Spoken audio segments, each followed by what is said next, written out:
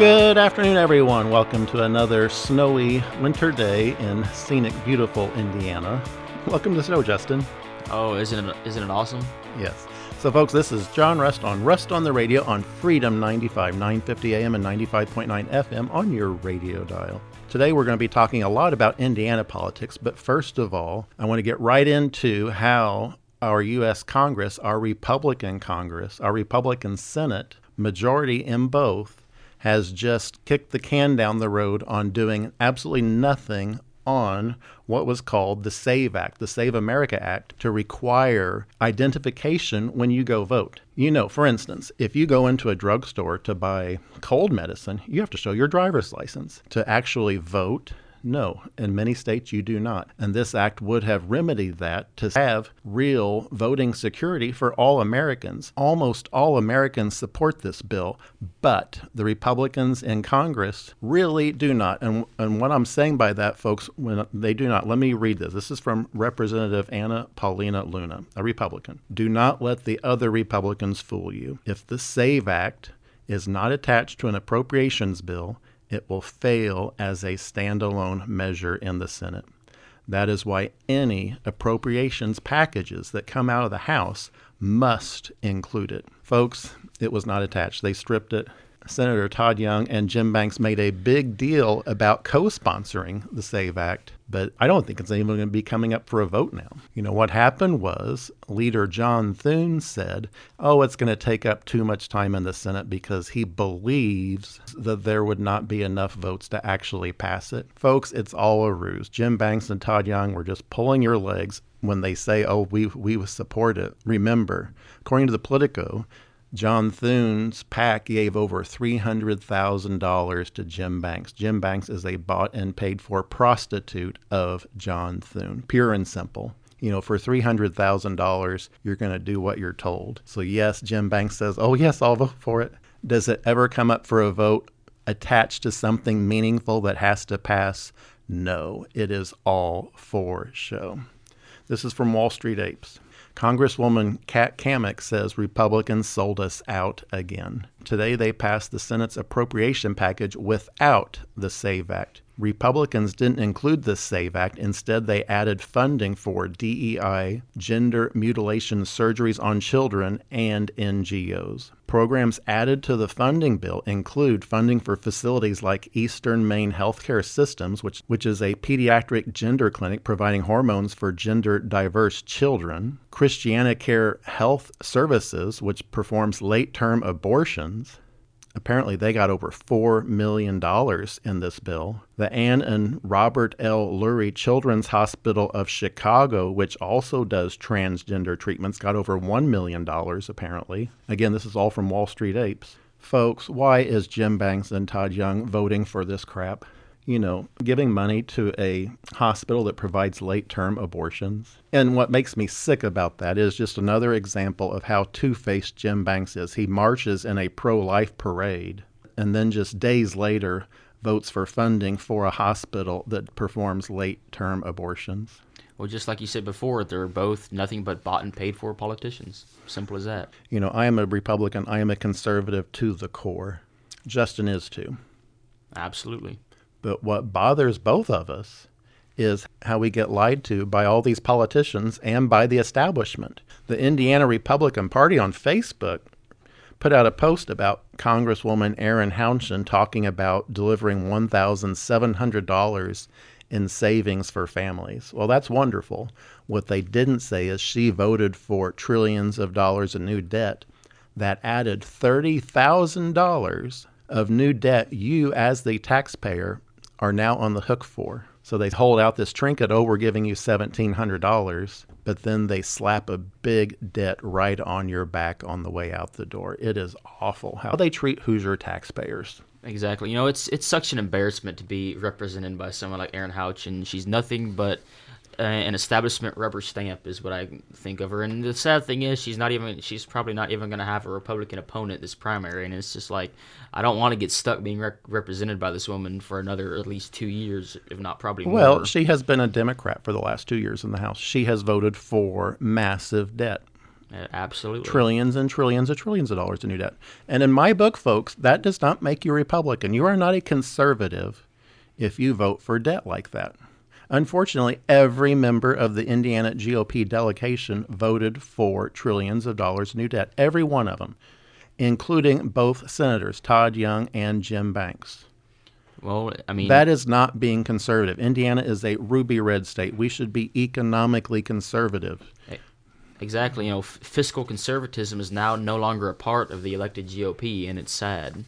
Every time these Republicans in the House and the Senate pass another bill that increases spending and expands the debt, they're raising your taxes through inflation. It's all double talk. It's kind of like Jim Banks, isn't it? I saw on Facebook this morning that last night Jim Banks was in the Senate floor speaking about a bill he wanted passed, and the main reason was he wanted to prevent fentanyl deaths.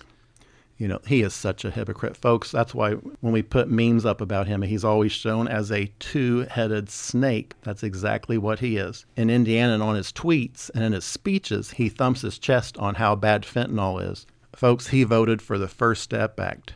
Guess what? This is from Senator Tom Cotton of Arkansas. He said the First Step Act reduced the penalty for fentanyl trafficking, for violent felons, for sex offenders. Folks, that's what Jim Banks voted for, and now he thumps his chest and says how bad fentanyl is. It is repulsive. What a two-faced snake he is. I've always said Jim Banks is one of the biggest embarrassments to Indiana there ever was. Well, that's why he had to be forced on Hoosiers. Exactly, 100%. He doesn't even live in Indiana. That's the sad part. Right. Is he's not even a Hoosier. He's a Virginian, but yet we're being represented by him. Well, and he tweeted out, Secretary of State Diego Morales is working hard every day to make our elections more secure in Indiana. Met with him today in my D.C. office to talk about the SAVE Act. Folks, remember, the SAVE Act was just kicked to the curb by the Republicans in the Senate, by the leadership that is funding Jim Banks. Remember, John Thune sent Jim Banks' campaign $300,000 through a PAC. Bought and paid for. Bought and paid for. The tweets and the Lincoln Day dinner speeches in Indiana are nothing but a show. It has no relation whatsoever to how they actually vote in Washington, D.C., on what they actually accomplish in Washington, D.C. And the most disrespectful part is they think we're stupid. They think that we can't just look and see with our own eyes how hypocritical they are. Well, that's why we are doing the show, Justin.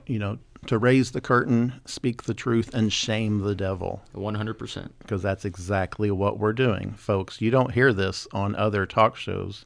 So, folks, remember, it is all for show. For every $5 Washington collects in taxes of your hard-earned money, $1 of that now goes to interest on the debt that both Jim Banks and Todd Young have voted for repeatedly over and over. Trillions and trillions of dollars of new debt.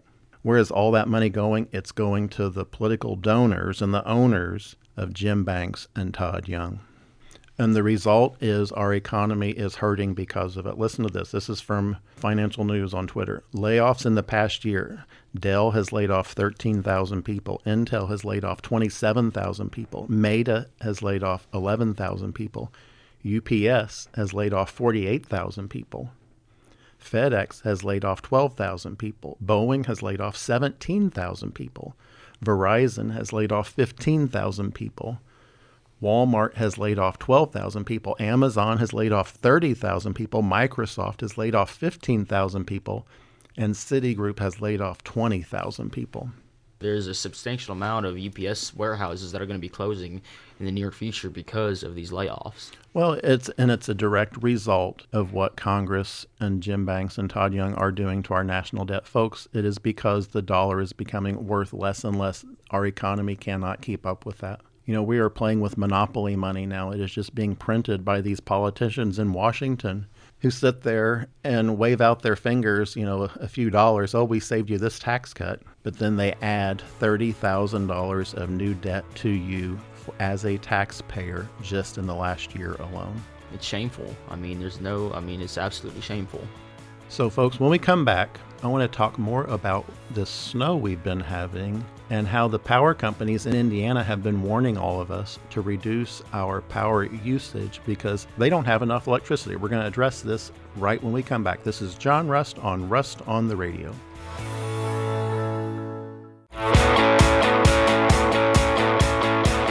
Welcome back, folks. This is John Rust on the Radio, the farmer from Seymour, Indiana, the chicken farmer, fighting for you. Speaking the truth and shaming the devil. I'm here in the studio with Justin, and we're talking about this very wintry winter we're having, and the power companies, including, my local Jackson County REMC, put out notices to cut power usage. Why is that, folks? Because the Indiana GOP establishment has demonized coal. They have demonized electrical production from coal. They have worked to actually close coal-powered power plants in the state of Indiana. And folks, the proof's in the pudding. Facts are stubborn things. Kentucky pays 12 cents per kilowatt for electricity. They get most of their electricity from coal production. Indiana, we now pay 17 cents per kilowatt for electricity. Guess why? Because we have all these windmills and solar farms being forced on us that produce much more expensive electricity when the wind's blowing, when the sun's shining. So folks, we could have had a real catastrophe in the state of Indiana over the last 2 weeks with that storm that came through. If you recall, the power companies and the media was talking about there would be rolling blackouts. Those fortunately did not happen, and you know why. It's because the power went out over much of Kentucky and Tennessee due to power line failures. So those utilities were able to transfer electricity to Indiana during our needs here because they weren't using it there because their power was out. That's not a responsible electrical grid. Indiana should have abundant electricity on our own for any peak time usage, especially including when there's a blizzard on or in the depths of summer when it's so hot you have to run your air conditioner to stay comfortable. Exactly. And it's at the end of the day, it's just totally irresponsible to have to rely on other states' utilities to get power. I mean, what are we doing here in Indiana? Well, this is from Hoosier Truth. So my power company doesn't have enough electricity to handle a little cold, but they agreed to service Lebanon's 1,500-acre Meta data center. The people are being set up for a crisis that we will all be soon extorted to pay for. This is from Boone Power. Due to extremely cold temperatures, Boone Power is asking members to voluntarily reduce electricity use as a precautionary measure. That was from Boone, but it was also from Bartholomew County REMC, Clark County REMC, Davies Martin County REMC, Decatur County REMC, Du Bois County REMC, Harrison REMC, Henry County REMC, as I noted, Jackson County REMC, Orange County REMC, Rush Shelby Energy REMC, South Central Indiana REMC, Southeastern Indiana REMC, Whitewater Valley REMC, Wynn Energy REMC. That's like a third world country. We're becoming like Cuba, where electricity has to be rationed because the Indiana GOP establishment is worshiping at the altar of climate change. This is from WTHR. The public is urged to cut back on electrical usage all across central and southern Indiana, according to Hoosier Energy. Folks, that's what government is for. Government is there to regulate our utilities. What's happened over the last several decades now in the state of Indiana is the Indiana Republican politicians, again, we are a ruby red state. We have not had a Democratic administration in decades now. But what's happened? The Republican GOP establishment, who I think really were just a lot of the Democrats just switched parties. When the Republican Party gained the majority in Indiana, they just switched parties, and that's what's happened here.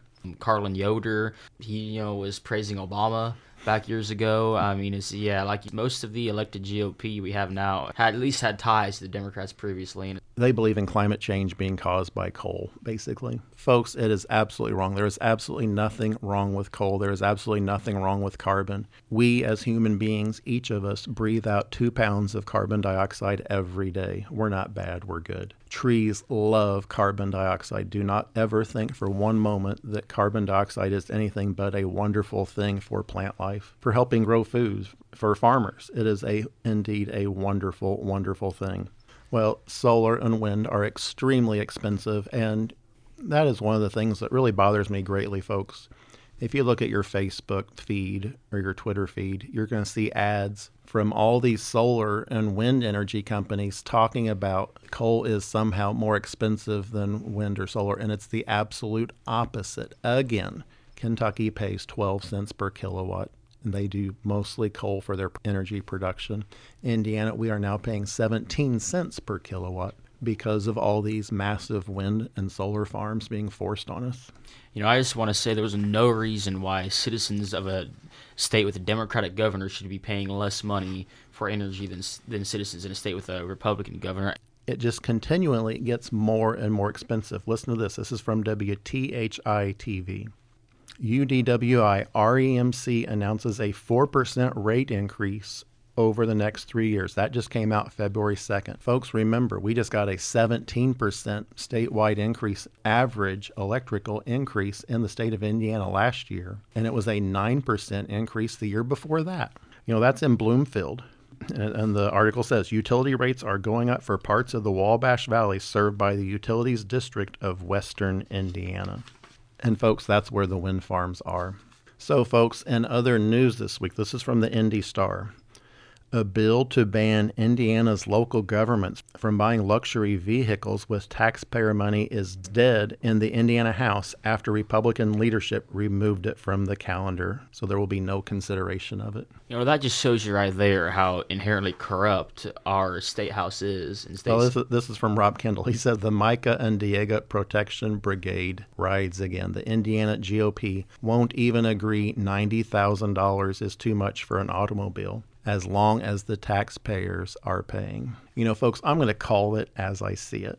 Back in the day, a government car was the bare bones car. It had a heater. It was probably a stick shift if it was a pickup truck, and it was a base model.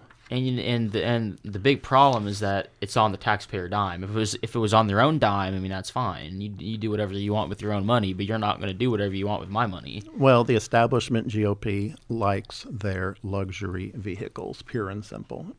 Mike and Diego love being chauffeured around in these deluxe automobiles, but we have to pay for it. How many Hoosier taxpayers are going to have to pay taxes for how many years to pay for those cars? Exactly. It's absolutely ridiculous. This is from Wall Street Apes. This is from a California resident. Let me get this straight. I got to pay taxes when I buy my car through sales tax. I pay taxes when I drive my car through the gasoline tax, and now in Indiana through the wheel taxes. I have to pay taxes for the gasoline of my car through the ultra-high gasoline tax. Remember, folks, Indiana has the fourth highest gasoline tax in the country. Again, we're a ruby red state, and we have a ultra ridiculously high gasoline tax. And now he says, now I have to pay for taxes for miles on roads I've already paid for. Gavin Newsom can never be president. Folks, I read that and I'm like, well, wait a second. That sounds like Indiana, but that's California. And he's talking about how all those taxes should preclude Gavin Newsom from even ever being considered for being president. And here in the Indiana, the GOP establishment voted for authorization of tolls for every mile of Indiana interstate. So in addition to the fourth highest gasoline tax in the country, you will now have to pay a toll to drive on the roads that you have already paid for through your ridiculously high gas taxes. Folks, I'm beginning to sound like a broken record here, but this is just another example of how the elected GOP in Indiana are nothing but closet Democrats. They're liberal spenders. They absolutely are Democrats. Folks, again, I was a farmer. I didn't pay too much attention other than always donating money to Republican candidates my entire life because I was under the impression, well, if they're Republicans, they must be fiscally conservative. But unfortunately, in Indiana, that is absolutely positively not the case. We live in a state with Democrats in drag dressed as Republicans in our state house. For instance, folks, cigarette smoking is bad for your health. Don't get me wrong. But, I'm a conservative Republican. I don't believe it's the government's job to go around saying what you do in your own home. If you want to smoke cigarettes, that's your business. It's not the government's. Pure and simple. I just don't believe in the government coming in and saying what you can and cannot do. The Indiana GOP establishment has decided smoking is very bad, so they increased the cigarette tax in Indiana exponentially last year to cover an alleged budget shortfall. But guess what? That budget shortfall never happened. Actually, all other taxes increased so much that revenue from the cigarette tax, which was proposed, would have never been needed. But guess what, folks? This is from Indie Reporter. Remember when raising the cigarette tax would bring in an extra $800 million for the state? Turns out it's going exactly how we said it would. Not great. People are crossing state lines to buy cheaper cigarettes. I know personally that happens all the time down in Madison, Indiana. People all the time go across the bridge to, go buy cigarettes, buy gasoline like we talked about earlier. And it's like, and how is that good for the Hoosier State when we are pushing business out of Madison, Indiana into Milton, Kentucky? Well, I just don't think it's a Republican thing to be saying what you should be doing in your own personal private life. Exactly. And if you want to smoke cigarettes, it's bad for you. Exactly. And but if that's your choice, that's your choice to make. It's not mine. Exactly. And I'm not a full-blooded libertarian by any means, but I definitely have some libertarian tendencies, and that's one of them. Like, the government ain't going to come into my life and tell me what I can do. And I think it goes back to the age-old question, is freedom more important than safety? And I think it is. If I decide that, I want to put my body in harm's way by smoking a cigarette, it's my right as an American to be able to do that. Now, do I recommend that personally? No. But again, it's a free country. Exactly. And it's not the government's position it's not anybody's position to tell anybody else what they can and can't do. Well, the establishment Indiana GOP feels differently. They feel that's very bad, and that you should not be doing that. And so they're just going to raise the taxes so much so that you can't afford to buy cigarettes, or so that you have to drive perhaps hours out of state to be able to buy something that's a legal product. Exactly. You want to know what that sounds like? It sounds like Democrat behavior. Exactly.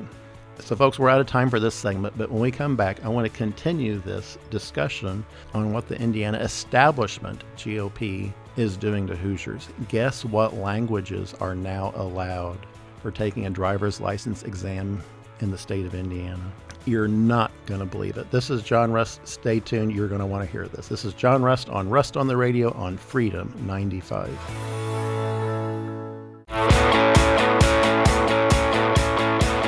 Welcome back, folks. This is John Rust on the Radio, the John Rust Show on Freedom 95. So, folks, before the break, we're talking about what the establishment Indiana GOP is up to, what Diego Morales is up to as our Secretary of State. And we're expressly talking about the languages you are now legally allowed to take an Indiana driver's license exam in. Listen to this, folks. Arabic, Haitian Creole, Burmese, Mandarin Chinese.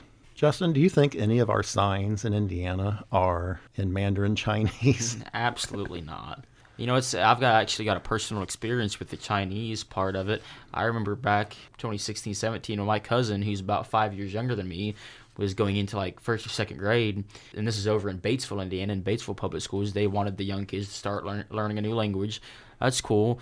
The only language they offered that year was Mandarin Chinese. Now, what does a first grader have any business trying to learn Mandarin Chinese for? In Indiana, it's other than to go to the China buffet to perhaps read the signs on the menu. That's probably about it. Well, it's all by design, folks. The Indiana GOP establishment with Jim Banks and Diego Morales. Remember, Jim Banks just posted a picture of himself with Diego, proudly saying how they're working for Indiana election integrity after Jim Banks and Diego fought tooth and nail to throw me off the ballot like they do 81% of all Hoosiers, because they only want career politicians who are in on the take in office in Indiana, who are for an influx of immigrants. Folks, remember, Jim Banks called for an influx of immigrants. So, of course, Diego Morales is going to have to listen to Jim Banks and put our exams in the Indiana Department of Motor Vehicles in all these languages. That's why the exams are now in Burmese, in Haitian Creole. I didn't even know that was a language. I think Jim Banks and Diego Morales are trying to do their best impression of Dumb and Dumber over here. I understand why the Indiana GOP establishment had to force me off the ballot, because they wanted to force Virginia's Jim Banks on Indiana. And Diego was part of that. Him and Todd Rokita fought tooth and nail to keep me off the ballot.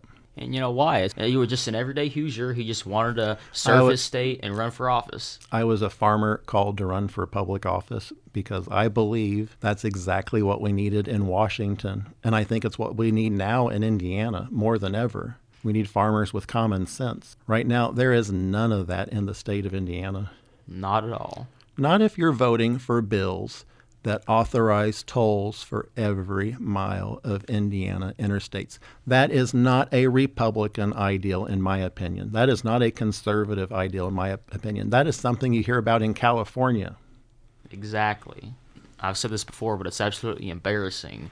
That's the word I love, embarrassing, that that's happening in a red, or like you say, a ruby red state. And listen to what's happening in Florida. Governor Ron DeSantis, Florida driver's license tests will be English only effective February 6th. All printed exams in Haitian Creole and other languages will be removed. Translation services will not be allowed either. Of course, they should not be allowed. We need people that can read the signs on the road. Exactly. I don't think that's a hard point to grasp. Exactly. You're not going to see any signs in like Mandarin Chinese or Haitian Creole. The signs are going to be in English. Maybe the road signs are in Haitian Creole where Jim Banks lives in Virginia. I don't know. It could be. It's hard to say. Maybe he's bringing his Virginia values over here to Indiana. And speaking of the Indiana Department of Motor Vehicles, guess what Diego and them are up to? There was a bill proposed in the Indiana legislature, HB 1027, would prohibit the Indiana Bureau of Motor Vehicles from selling your personal information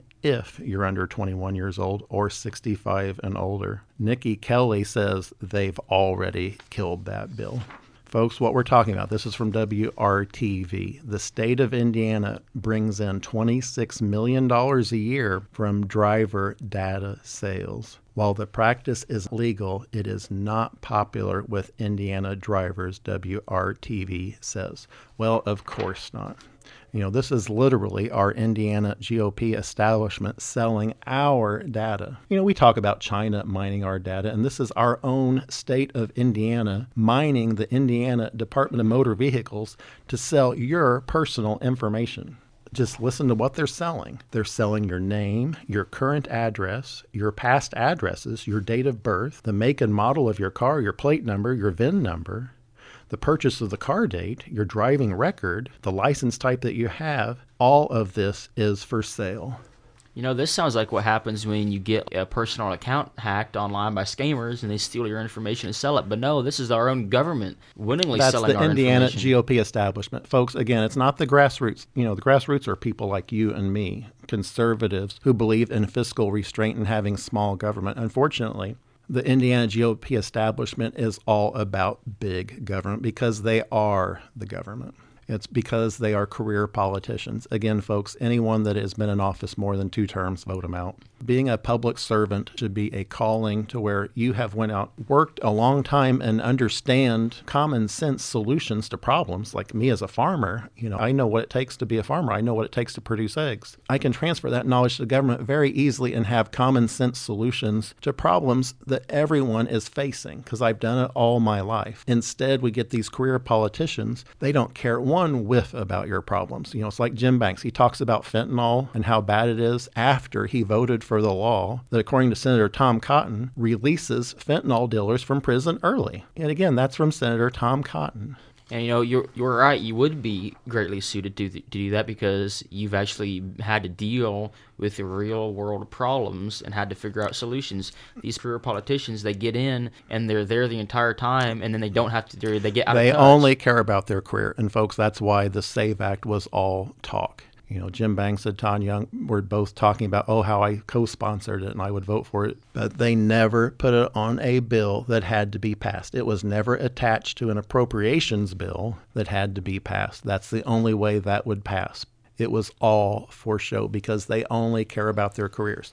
And folks, again, I am 100% convinced, 100% that Todd Young and Jim Banks and our Indiana GOP delegation wants to be in the minority. They want the Democrats to win this fall. Why else would they be doing this? Why else would they be allowing illegals to be able to vote if you don't have to show your ID in an election? We have the majority now. Why isn't Jim Banks and Todd Young and our Indiana GOP establishment standing up and fighting for it rather than thumping their chest, say, yeah, I'm against that? But then they do nothing about it. They do not attach it to a funding bill that has to be passed. It's all for show. Exactly. You're exactly right when you say they want to be in the minority. They want to be in the minority because then they can say, well, I'm a fiscal conservative. I would never vote for all this government spending, even though when they're in the majority, Jim Banks and Todd Young repeatedly vote for more and more, Joe Biden levels of government spending. Exactly. And that both Jim Banks and Todd Young have repeatedly voted for trillions and trillions of dollars of new debt.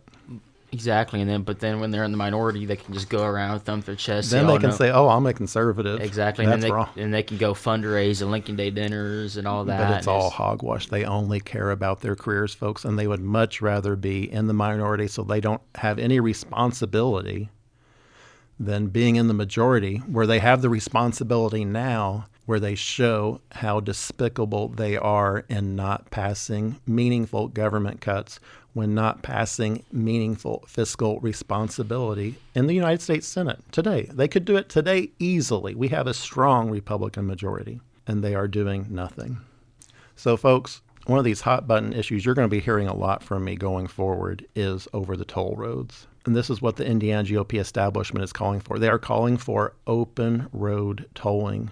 They're getting ready to implement tolls now from Muncie to Terre Haute on I-70. It's really despicable. According to the press, it's going to be $10.50 to drive your car from Muncie to Terre Haute. For a semi, it would be $57. I mean, that is just insane. Folks, what that's going to do is there's going to be a lot of drivers, and this is all by design, folks. They will avoid I-70, and they'll just take 64 to Cincinnati and drive up that way if you're coming from St. Louis, and vice versa. And then the Indiana GOP establishment will say, oh, well, we have to toll I-64 now because no one's driving on I-70. And so then 64 will be next. And then they'll say, oh, well, we have to toll I-65 because people are trying to skirt the tolls on the other interstate. It will just continue like dominoes to where anytime you go on the interstate, the Indiana GOP establishment is going to be nicking you for a $10 toll. That is their goal. And there's another element to this that not a lot of people have touched on, is that a lot of the locals in these areas will end up just avoiding interstates entirely and taking back roads and side roads, and then that increased traffic is going to cause these roads that are not built for that traffic. And people are going to be on much more unsafe roads, 2-lane highways facing traffic. Exactly. More people will die because of these tolls. Exactly, and like I said, these roads are going to deteriorate faster, and then that's what happened, folks, in northern Indiana, where I-80 and I-90 were sold so that Mitch Daniels could make up a budget deficit. Well, I was opposed to that back then, and I am opposed to this now. You should not be selling the assets that you paid for through your tax dollars, through the gas tax, to a foreign company that will then implement tolls. And on I-70, I don't think they're going to sell the road. I think they're just going to collect the tolls so that then the Indiana GOP establishment will take that money and send it to their political donors or to their pet projects. It will not be for the roads itself. Mark my words on that. You know what the Indiana House Republicans just voted against, folks? They voted against giving you the same sales tax exemption on your utility bill that data centers have. If the data centers don't have to pay the 7% sales tax, neither should you. This is from the Indy Reporter on this. This is essentially how local communities will be persuaded to support bringing a data center to their town or city. 1% of the sales tax from purchases made for the data center would be returned to the local area. Folks, that's why these data centers are being forced on Indiana, because these local politicians think, oh, that's great. That's money that I'll be able to use to buy a luxury SUV so I can drive around just like our lieutenant governor or secretary of state in a $90,000 luxury SUV. They want the same thing. So they want these data centers in so they can get that tax. Folks, no. We have to say absolutely positively no to data centers. We have to say no to increasing the size and scope of local government. Again, the Republican Party should be the party of small government. The Republican Party should be the party of limited government. The Republican Party should be the party that believes in fiscal responsibility. And instead, in Indiana, we have the tax and spend party. It's just like the Democratic Party back in the 1980s, unfortunately.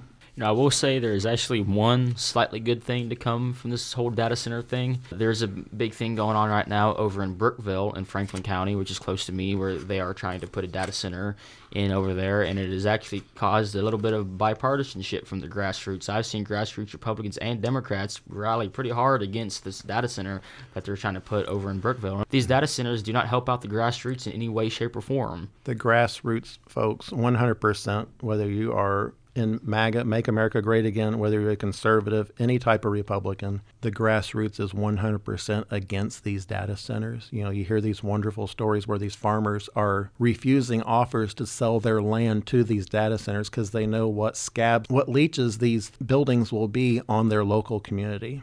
They know they're all there just to suck up all the electricity that remains in the state of Indiana, the groundwater to cool the place, all for lining the pockets of the trillionaires that own these data centers. Like Mark Zuckerberg from Meta, who Jim Banks likes to toast his champagne glass with in Virginia, I guess. He actually posted a picture of that on his Twitter. So-called conservative warrior from Indiana. Yeah, right. He's a warrior for Mark Zuckerberg, that's for sure. Oh, yeah, 100%. So, folks, when we come back, former Indiana Republican 9th District Chairman is in the news again, Jamie Knoll. We're going to talk about him again when we come back. This is John Rust on the Radio.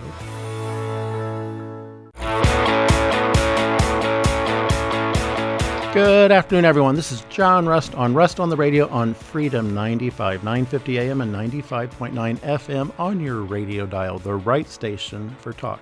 So, folks, before the break, we were talking about Jamie Knoll, the 9th District Republican Chairman, during the time I was being removed from the ballot. He was the boss of Amanda Lowry, who was the Jackson County Republican Chairman, who refused to sign off on me running for the U.S. Senate because I was not part of the political establishment, pure and simple. Exactly. You weren't clinking champagne glasses with Mark Zuckerberg. So Jamie Knoll, this is from an article from the Indiana Capitol Chronicle by Casey Smith. As assets sell off, former Sheriff Jamie Knoll inches towards multi-million-dollar restitution orders. Knoll's civil restitution orders continue to grow, however. A year after his prison sentence, former Clark County Sheriff Jamie Knoll, who, again, folks, was the 9th District Republican Chairman, his belongings have been sold for millions towards the $3.1 million in criminal restitution. Again, folks, guess who he endorsed in that Senate race? Good old Jimbo Bankruptcy. Jim Banks, exactly. Jim Bankruptcy, no kidding. He is currently serving a 15-year sentence at the Newcastle Correctional Annex. 3 of those years will be suspended due to probation, and he could be released earlier with good behavior and programming credits. I don't know if the First Step Act that Jim Banks voted for would actually release him from prison early, too. Maybe it will. I don't know. It's all about protecting the people that endorsed you. And speaking of that, former Scott County Sheriff Kenneth Eubanks, who also, surprise, surprise, endorsed Jim Banks, has changed his plea to be guilty in a tax evasion case with a pre-trial hearing scheduled. Folks, they were doing all that to protect someone that is part of the establishment, because the establishment, they are in it only to line their own pockets, pure and simple, as evidenced by Eubanks and Jamie Knoll. They got caught. In the case of Jamie Knoll, it was millions of dollars of property literally stolen. Those are the type of people that want establishment candidates to win because they're all in on the take together. And maybe some of them aren't on the take, but they're part of it because they know where all the skeletons lie, and people use that knowledge to put pressure on people and saying, well, I know you did X, Y, Z, so I need your vote for this. That's the people the establishment wants in Washington. That's the people the establishment wants in our state legislature. People they can pull the strings on, people they control. Exactly, and this is why they pulled out all the stops to bar you from running for Senate, because they knew that you weren't just going to sit by and let this happen. Well, I certainly can't be bought and paid for like these folks. Exactly. It is shameful that the Indiana GOP had someone in as a chairman for the 9th District who was involved in so much theft. Just purely shameful. I mean, it's an embarrassment to the state of Indiana. Folks, in other news, Indiana foreclosure activity ranks 7th in the United States. That's a direct result of all these high tax policies of our state. Folks, did you know that Indiana has the second highest sales tax in the country? I'm not surprised. The I can fourth, tell. we talk about the fourth highest gasoline tax, but we also have the second highest sales tax in the country. Since when did Indiana become Taxachusetts? It's been that way for several years now. We have to have economic conservatives elected. And the Republican Party needs to be reformed to be an economically conservative party because it is in no way, shape, or form that today, period. You cannot vote for trillions of dollars in new debt and call yourself a conservative. Jim Banks and Todd Young and every member of the Indiana House that voted for trillions of dollars in new debt cannot say they are economic conservatives. That is an outright lie. Exactly. Not Aaron Houchin, not Jefferson Shreve, not any of them. No, they need to admit they are Democrats. They are liberal spenders. Exactly. Because if you vote for that massive debt, that is what's causing the dollar to decrease in value so fast. That's why Indiana foreclosures are going through the roof. And it's why, folks, the property tax is going up. Because the dollar is worth less and less, it is all to get more property taxes boosted for these local governments. Folks, it is incredible to me, but listen to this. Did you know there was a recent listing of the top 5 U.S. cities with the most roundabouts? This is going to be good. Surprise, surprise, surprise. It's in one of the most taxed states in the country. Carmel, Indiana, folks, has more roundabouts per capita than any other city in the United States, over 150. Roundabouts are nice in theory, but the reality is, and this is where I come in as a farmer, I look at the cost on stuff. And this is why roundabouts are put in, folks. Roundabouts, on average, cost almost $2 million each, no matter what, $2 million. 4 stop signs would cost $800. So, folks, if you're a local politician and you're getting a campaign donation from the company that makes the signs, do you want a roundabout or do you want a 4-way stop where you might get $20 out of an $800 stop sign purchase, as a kickback, because we all know what happens? Or do you put in a $2 million roundabout? You're going to make a lot more than $20 on the side if you're dishonest and you're scheming to collect that for yourselves. And folks, that's happening. So folks, politicians on the take. This is from the Seymour Neighborhood Watch on Facebook. Remember that township trustee that received a 28-year sentence? Many said that sentence was way too severe and doesn't fit the crime. Here's a different opinion I found. It seems some don't think it was harsh enough. What do you think? And what he's talking about is Ben Jackson, who was a township trustee near Columbus, Indiana, who, according to this article, stole over $1.1 million from the taxpayer cookie jar. That's how it was worded. And he got a 28-year sentence for that. Jamie Knowles stole $3 million, and he got a much less of a sentence. I think it all goes back to who Jamie Knowles was friends with. If you are elected, if the people of a township or county, whatever, put their trust in you, if you breach that trust, you deserve the maximum punishment, in my opinion. To me, that's about one of the most dishonest things you can do.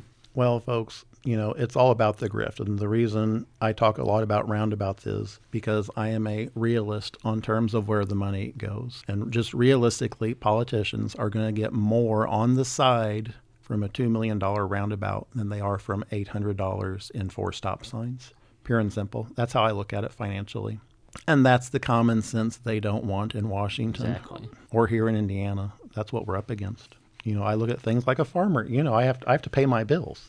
I don't have other people paying the bills for me. All these politicians, they can print money. Jim Banks and Todd Young just continue to print more and more money every year, causing financial ruin for everyone. Thanks to Jim Banks, Todd Young, Aaron Houchin, and the entire Indiana GOP delegation, you got $30,000 of new debt added to you that you are now on the hook for as a taxpayer.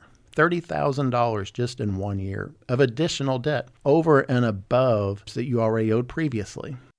We need a Department of Common Sense because, like you said, there's none of that in Washington, none of it in the Indiana State House. I mean, it's if you have common sense, you're not allowed to be an elected politician. That's about how it seems like. Well, what I don't like is how Indiana is becoming California. I want Indiana to be conservative. I want Indiana to be a conservative Republican state because it should be. Most of us are conservatives here in the state of Indiana. Unfortunately, our politicians are not. They just look at ways to dig more and more money out of you. And an example of that are these speed cameras that are being mounted everywhere. So, folks, this is from unionrail.com. It's official. The Indiana Department of Transportation's new speed camera system has issued 168,000 speeding tickets in less than 6 months and collects more than $600,000. Folks, it's not enough that we have the fourth highest gasoline tax in the country, the second highest sales tax in the country. Now they're adding tolls to every interstate. Now the Indiana GOP establishment is putting in these speed cameras so they can track you, see where you're going, and make sure you're not going 1 mile over the speed limit, or else you're going to have to pay them a hefty fine. That's how the Indiana GOP establishment views Hoosiers as someone to tax, someone to fine, not to work for, not to save money for, but to tax further and further. It pretty much boils down to it's all about control. And, I think it's safe to say that everyday Hoosiers are in a bit of an abusive relationship with the Indiana elected establishment GOP. That's the perfect way of putting it. So, folks, in our bleak midwinter, that's what we're up against, an Indiana GOP establishment that is looking for new ways to tax you, new ways to fine you through these speed cameras now. And speaking of the speed cameras, I just noticed this was posted this week by Vin Verbanik, who is a TV reporter in Terre Haute. He says, wait till you find out the reason black Indiana license plates exist is so that speed cameras can read your plate easier. I never thought about that before, but that actually makes a lot of sense. And a reporter chimes in 100%. So, folks, be careful on those black license plates. They may look interesting and match your car painter, but be careful. It's all just a trap by Indiana to be able to track you and to be able to tax you and to be able to fine you if you happen to be going a half mile over the speed limit or whatever it is. So, folks, Groundhog Day was earlier this week, and I want to close with one of my favorite quotes from that movie. It's an awesome movie. And this is from Bill Murray's character in that movie. And he says, when Chekhov saw a long winter, he saw a winter bleak and dark and bereft of hope. Yet we know that winter is just another step in the cycle of life. But standing here amongst the people of Punxsutawney and basking in their warmth of their hearths and hearts, I couldn't imagine a better fate than a long and lustrous winter. Folks, we do have 6 more weeks of winter, according to the groundhog, but that's okay. As noted, it is part of the cycle of life. So go build a snowman while you still can, because spring will come, I promise. The sun will rise tomorrow. And as my father's favorite Bible verse reads, Psalm 118, verse 24, this is the day the Lord has made. Let us rejoice and be glad in it. This is John Russ signing off. I'll see you all again next week on the radio.